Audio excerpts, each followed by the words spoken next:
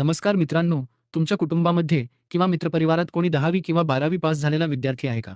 ज्याला पुढे जाऊन हायर एज्युकेशन घ्यायचं आहे.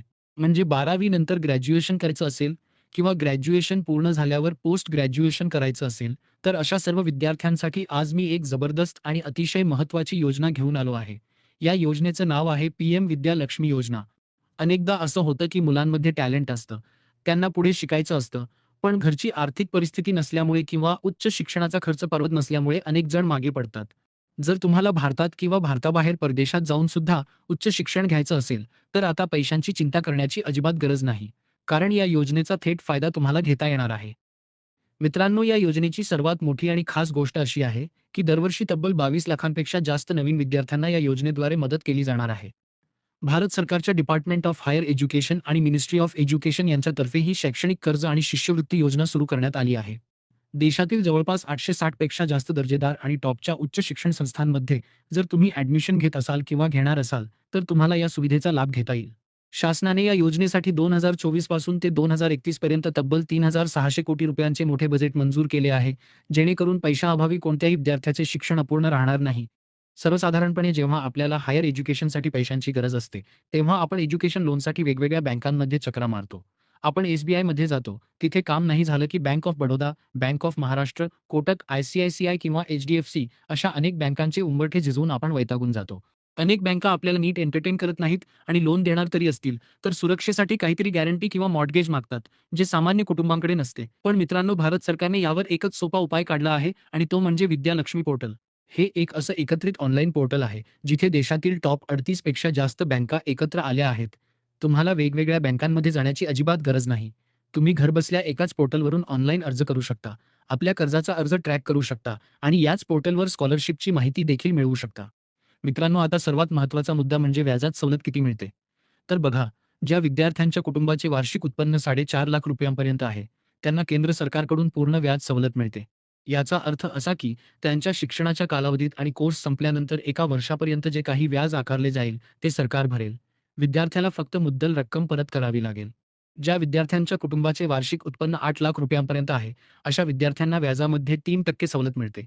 उदाहरणार्थ, जर बँकेचा व्याजदराचा दर 10% असेल, तर सरकार त्यातील 3% व्याज स्वतः भरेल आणि विद्यार्थ्याला प्रत्यक्षात फक्त 7% दराने व्याज द्यावे लागेल. ही सवलत जास्तीत जास्त 10 लाख रुपयांपर्यंतच्या कर्जावर मिळते. 7.5 लाख रुपयांपर्यंतच्या कर्जासाठी भारत सरकार 75% क्रेडिट गॅरंटी देते. याचा फायदा असा की तुम्हाला बँकेला कोणतीही मालमत्ता गॅरंटी म्हणून गहाण ठेवण्याची किंवा थर्ड पार्टी गॅरंटी देण्याची गरज पडत नाही. जर तुमचे कर्ज 10 लाख रुपयांपेक्षा जास्त असेल, तर त्यावर सरकारकडून कोणतीही अतिरिक्त व्याज सवलत दिली जात नाही.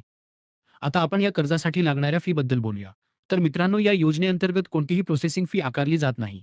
फक्त एक किरकोळ हाताळणी फी असते, जी तुम्ही घेतलेल्या एकूण कर्जाच्या रकमेच्या 0.20% अधिक ₹500 इतकी असते. तसेच पीएम विद्या लक्ष्मी पोर्टलचे प्रवेश शुल्क ₹100 अधिक जी भरून तुम्ही तुमची नोंदणी करू शकता.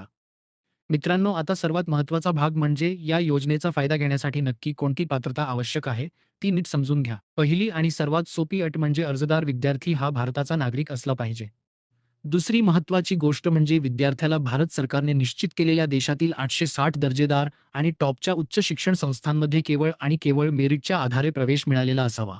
जर तुम्ही मॅनेजमेंट कोटा किंवा अशाच इतर कोणत्याही राखीव कोट्यातून ॲडमिशन घेतलं असेल, तर तुम्हाला या योजनेचा लाभ घेता येणार नाही. यासोबतच पालकांच्या उत्पन्नाचा निकष खूप महत्त्वाचा आहे. योजनेअंतर्गत मिळणारी 3% व्याज सवलत मिळवण्यासाठी विद्यार्थ्याच्या कुटुंबाचे वार्षिक उत्पन्न हे जास्तीत जास्त 8 लाख रुपयांपर्यंत असावे. आणखी एक महत्त्वाची अट म्हणजे या कर्जावर व्याज सवलत मिळवण्यासाठी विद्यार्थ्याला केंद्र किंवा राज्य सरकारची इतर कोणतीही स्कॉलरशिप, व्याज सवलत योजना किंवा फी सवलतीचा लाभ मिळालेला नसावा. तसेच एकदा कोर्स सुरू झाल्यानंतर विद्यार्थ्यांनी तो कोर्समध्येच सोडता कामा नये किंवा शिस्तभंग आणि शैक्षणिक कारणांमुळे कॉलेजमधून त्याला निष्कासित केलेले नसावे. या योजनेचा फायदा तुम्हाला पुढे चालू ठेवायचा असेल, तर दुसऱ्या वर्षापासून विद्यार्थ्याची शैक्षणिक प्रगती उत्तम आणि समाधानकारक असणे गरजेचे आहे. विशेष म्हणजे कोणताही विद्यार्थी आपल्या संपूर्ण शैक्षणिक कारकिर्दीत ग्रॅज्युएशन, पोस्ट ग्रॅज्युएशन किंवा कोणत्याही इंटिग्रेटेड कोर्ससाठी या व्याज सवलतीचा आणि क्रेडिट गॅरंटीचा लाभ फक्त एकच वेळा घेऊ शकतो. आता सर्वात महत्त्वाचा भाग म्हणजे या योजनेचा लाभ घेण्यासाठी तुमच्याकडे कोणती कागदपत्रे असणे आवश्यक आहे, ते नीट समजून घ्या.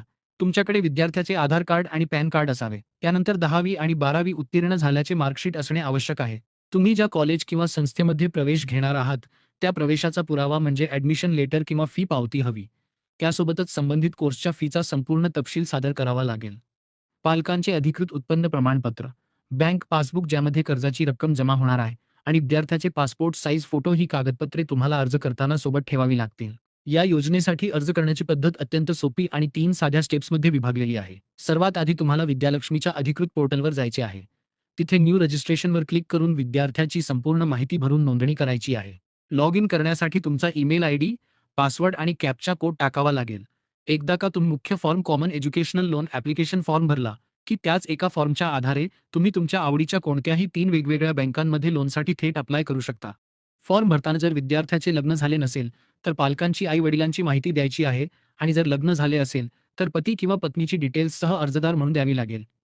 मित्रांनो, सध्या या पोर्टलवर 38 पेक्षा जास्त बँका आणि 86 पेक्षा जास्त लोन स्कीम्स उपलब्ध आहेत. लाखो विद्यार्थ्यांनी आतापर्यंत या पोर्टलवर नोंदणी करून 1 लाखांपेक्षा जास्त लोन ॲप्लिकेशन्स सँक्शन करून घेतले आहेत. पोर्टलवर अनेक विद्यार्थ्यांची यशस्वी नावे आहेत, पण दुर्दैवाने त्यात आपल्या महाराष्ट्रातील विद्यार्थ्यांची संख्या खूप कमी दिसते. कारण आपल्याकडे या योजनेबद्दल अजूनही पुरेशी माहिती नाही. म्हणूनच हा व्हिडिओ मी खास मराठीतून तुमच्यासाठी तयार केला आहे. ज्यांना पैशांच्या अभावी शिक्षण सोडण्याची वेळ आली आहे, त्यांच्यापर्यंत हा व्हिडिओ नक्की शेअर करा. चल तर मग, या व्हिडिओला किमान 500 लाईक्सचे टार्गेट ठेवूया. ते तुम्ही नक्कीच पूर्ण कराल. चॅनेलला सबस्क्राईब करायला विसरू नका. पुन्हा भेटू अशाच एका माहितीपूर्ण व्हिडिओमध्ये. तोपर्यंत जय हिंद, जय महाराष्ट्र.